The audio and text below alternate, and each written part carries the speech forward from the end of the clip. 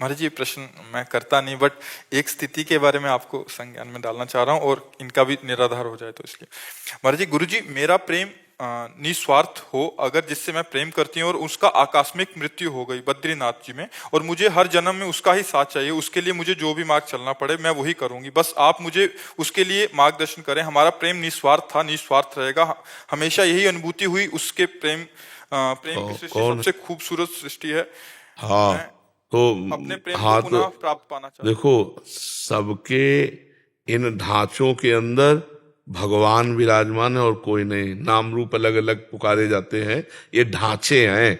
इनमें जो पावर है, जैसे माइक, पंखा, हाइलोजन, एसी और लाखों करण हैं, यंत्र हैं, पर बिजली, बिजली तो एक ही है ना।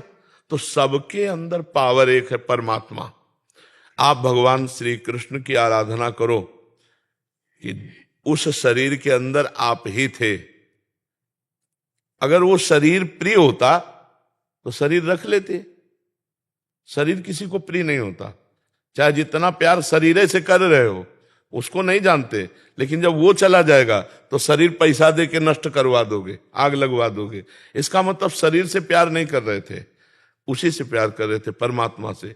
तो सबके अंदर मूल में परमात्मा ही है। श्री कृष्ण को विराजमान करके आराधना करो कि मुझे जन्म जन्म तुम ही पति रूप में मिलो। वही थे शरीरों का, कि वही रूप, वही पांच भौतिक शरीर कभी नहीं। ये हमारे प्रभु का सृष्टि का ढांचा ऐसा बनता है खांचे से कि दोबारा देखने को नहीं मिलेगा। अब बताओ कितने लोग हैं, सबकी आंख और नाक कान और सब अलग अलग पहचाने जाते हैं, और वो असंख्यों लोग, और सबका फिंगरप्रिंट अलग ही मिलेगा। यार कितना चमत्कार मेरे प्रभु का है। नहीं तो ये तो नाशवान शरीर है, वही जन्म जन्म मिले, क्योंकि वही अंदर थे तुम्हारे पति के, और वो चले गए तो तुमने कहां उसको रखा, कहां उसको माना, उसको नष्ट कर दिया ना। तो जो उनके अंदर थे वो प्रभु श्री कृष्ण थे, उनको तुम जानती नहीं, उनको तुम मानती नहीं हो। नहीं, ये प्रश्न न रहता, ये प्रश्न खत्म हो जाता कि मैं, हे परम सुंदर सबके अंदर विराजमान श्री कृष्ण, मैं तो जानती नहीं थी कि तुम ही हो। मैं तो उस ढांचे को अपना प्रिय मान रही थी। अब वो समझ में आ गया कि ढांचे के अंदर तुम छुपे थे। आप ढांचे से प्यार नहीं, बाप से प्यार हो। अभी अन्यहाल हो जाओ, अभी मंगल हो जाएगा, और जन्म जन्म के लिए उन्हीं को प्राप्त हो जाओगी, उन्हीं के धाम जाओगी। पर तुम्हें अगर ऐसी आकांक्षा हो कि वो पांच भौतिक ढांचा हमें दोबारा मिले, तो असंभव। ये माया का खेल है। एक बार गर्त में गिरा दिया तो दोबारा खाक में मिलने के बाद वो रूप नहीं मिलेगा, वो फिंगरप्रिंट नहीं मिलेगा। और वो जीवात्मा जो परमात्मा स्वरूप है, वो मिल भी जाए तो तुम्हें किसी भी तरह से प्यार नहीं करेगा। ये केवल ढांचे ढांचे का होता है प्यार। जैसे माता पिता हमारे मर गए, अब वो कहीं ना कहीं तो लीला में है भगवान की, उनको हमारी स्मृति नहीं, केवल स्मृति। जैसे पूर्व जन्म में अपने लोग तो आए ही हैं, हमारा तो जन्म कोई पहली बार थोड़ी हुआ है। पूर्व में जैसे छोटा बच्चा है तो आप माँ जब दुग्ध लगाती है तो पीने लगता है ना, किसने सिखाया? पूर्व का अभ्यास है, ऐसे करो, वो रोने लगेगा। मतलब ये ज्ञान पूर्व का है ना उसको। तो हम लोग पूर्व जन्म से चले आ रहे। अब हमारे पूर्व जन्म के लोग अगर परिवार के मिले भी कहीं तो हम पहचानते हैं क्या? ना वो हमें पहचानते हैं, ना हम उनको पहचानते हैं। ये माया कृत मोह छोड़ो, ना तुम स्त्री हो ना वो पुरुष, तुम दोनों के अंदर परमात्मा विराजमान हो। परमात्मा की आराधना करो और उसी को प्राप्त हो जाओ, तो उसी को प्राप्त हो जाओगी जिसको प्राप्त करना चाहती हो। अपने प्रेम का नाम जप कर सकते हैं। मोहांधकार है, भगवान का नाम जप करो। प्रेम तो भगवान ही से ही करती थी, शरीर से करती होती तो रख लेती ना। हम बार बार तो कह रहे, आपने जाना उस शरीर के अंदर कौन था? परमात्मा ही। तो मान लो ना, फिर क्या है? इन नासवान शरीरों की क्या आकांक्षा करती हो? सच्चिदानंद जो सबके हृदय में विराजमान, वही कृष्ण, वही राम, वही विविध रूप धारण करता। प्यार करो तो इनसे करो, इनकी बन के रहो, जीवन कृतार्थ हो जाएगा। हमारी सलाह, हम तुमको अब ये तो ऐसे कहते हाथ में गुदवा लिया, बोले 7 जन्म का बंधन। 7 जन्म? अगले 5 मिनट में तुम्हारी धज्जियां उड़ के तुम कहां पहुंच जाओगे तुम्हें पता नहीं। काल तुम्हारे अधीन नहीं, तुम काल के अधीन हो। ये सब लौकिक वासनाओं की खेल है, शरीरों में आसक्ति होने के कारण। नहीं, एक परमात्मा के सिवा दूसरा कोई नहीं है। हमारी बात समझ लो। आप सरल हृदय हैं, आप पवित्र हृदय हैं, इसलिए आपका प्रेम जिसे कह रहे हैं वो खास बात मोह में है। और मोह से प्रेम में आ जाएगा तो फिर आप जिधर देखोगे उधर आनंद सिंधु भगवान ही नजर आएंगे। हमें तो यही लगता है कि अपना प्यारा वही है, और सब कोई उन्हीं से प्यार करता है यार, सब कोई। अगर आपका पुत्र पधार जाए, मान लो पुत्र के अंदर का परमात्मा चला जाए, तो रख लो आप 10-5 दिन। आप पैसा दे के कहोगे कि अब ले जाओ, वो चला गया। कौन? जिसको जानते नहीं हो, और जिसको जानते तुम्हारे आगे पड़ा है। आप समझो, अनजाने में तो परमात्मा से प्यार सच्ची मानो।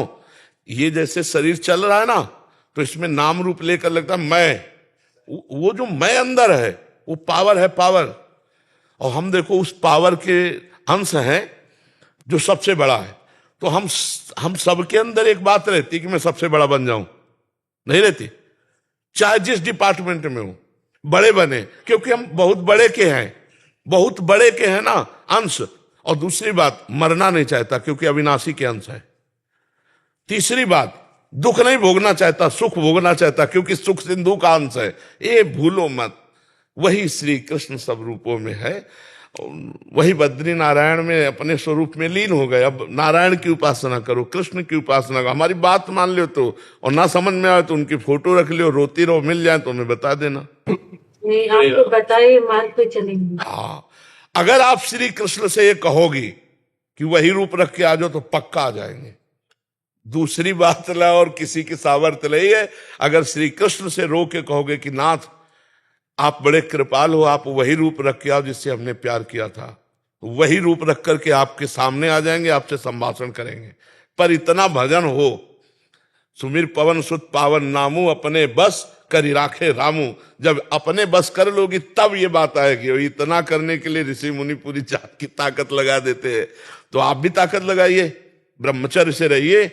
अगर आप उसको प्यार करते हैं तो हमारी बात मान लो, देख लो निर्वाह करके। ब्रह्मचर्य से रहना, किसी पुरुष का स्पर्श न करना, नाम जप करना, थोड़ा अन्न खाना, और इसके बाद परमात्मा से कहो कि मैं प्यार करती हूं। वही आपको उसी रूप में आना पड़ेगा और पक्का आ जाएगा, पक्का। हम अपने अनुभव की बात कहते हैं। पधारे हुए महापुरुषों के लिए जब प्रबल आकांक्षा की तो भगवान वही रूप रख करके हमसे मिले आकर के। तो इतना साधन जोर का करो कि अब ये आसक्ति है, अब करो आसक्ति के अनुसार, तो फिर समझ में आएगा। अब देखो, केवल बातों से तो समझ में आएगा नहीं। माया पर विजय प्राप्त करके ही मायापति से हम जो चाहे वो प्राप्त कर सकते हैं, ऐसे नहीं।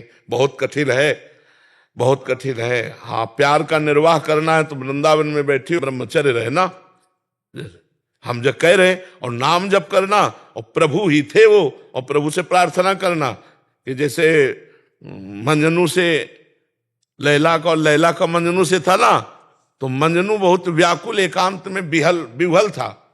लैला धनी घर की थी, तो मंजनू भूखे पागल, तो पूरी बाजार में ऐलान करवा दिया कि मंजनू जहां खड़ा हो जो मांगे उसको खवाया जाए। अब ये जब बात दुकानदारों से पता चली कि लैला का आदेश, तो हजारों मंजनू तैयार हो गए, रबड़ी और जलेबी और सब समोसा खाने वाले हजारों। अब वहां हर दुकानदार जो है लंबा पर्चा पहुंचाता, तो उनका मंजनू तो इतना नहीं खा सकता क्योंकि प्रेम में वो विकल रहता है। अरे बोले हजारों मंजनू हो गए। तो लैला ने कहा कि मंजनू की पहचान तो ज्यादा मिनट नहीं लगेंगे, बुलाओ, कह दो कल लैला मिलना चाहती मंजनू से। तो हजारों मंजनू उसके दर्शन के लिए, और असली मंजनू भी आया कि लैला दर्शन। तो एक चाकू रखी और कटोरा रखी, और लाइन से मंजनू आए। तो उन्होंने कहा अपने दिल का खून चाहिए मुझे, दो। तो रबड़ी पीने वाले मजनू तो खसक गए जीतले थे खून, भागे हुआ से। और जब असली मजनू आया तो लैला सामने नहीं थी, लैला का संदेश था कि अगर तुम मजनू हो तो हमें अपने दिल का खून दो। तो ऐसे उठाया और ऐसे सोई पकड़ लिया कि असली मजनू। खून देने वाला तो असली मजनू कोई बिरला ही होता है, रबड़ी रसगुल्ला खाने वाले मजनू तो बहुत होते हैं। परमात्मा के प्रति जो हमारा प्यार है, वो प्यार जो रूप कहोगे वो रख के आ जाएंगे। वो हर रूप उन्हीं के हैं, पर इसमें साधना करनी होगी, बिना साधना के नहीं। हाँ, और साधना करना शुरू करोगे तो माया प्रश्न खड़े कर देगी। छोटी मोटी बात है, ब्रह्मचर्य रहना कोई खिलवाड़ है? वो प्रेम में इतनी सामर्थ्य कि आप कर सकते हो, लेकिन उसी के जैसा, उससे अच्छा ऐसा आकर्षण दिया जाएगा। अब लिख लो कागज में, ऐसा आकर्षण दिया जाएगा, चाहे दिमाग में लिख लो, कि आपको लगेगा मेरी साधना का फल मिल गया। फिर वो बात नहीं बनेगी। जैसे भगवान शंकर के प्रति पार्वती जी तपस्या कर रही थी, तो सप्त ऋषि आकर बोले, अरे तो किसके लिए तपस्या कर रहे हो? मुंडों की माला, चिता की भस्म, जटाजूट। भगवान विष्णु जिनके दिव्य पार्षद ऐसे ब्याह करवाएंगे, छोड़ो तपस्या। तब जानते उन्होंने क्या कहा था? कोटि जन्म लग रगर हमारी, बरौ शंभुनता रहूं कुमारी। करोड़ जन्मों तक तपस्या करूंगी और हर जन्म में यही मांगूंगी कि भगवान शंकर हमारे पति हों, मुझे और कुछ। ये बात, ये जिंदगी में रखोगी तब पास हो पाओगी। पर हम आपके भाव को और आपके प्रेम को दंडवत करते हैं कि हाँ, बस आप अपने प्रेम को थोड़ा मोड़ दीजिए, मोह से हटाकर प्रेम में ले आइए। वो श्री कृष्ण है, श्री कृष्ण ही थे, श्री कृष्ण ही रहेंगे, तभी बात समझ पाओगे आप।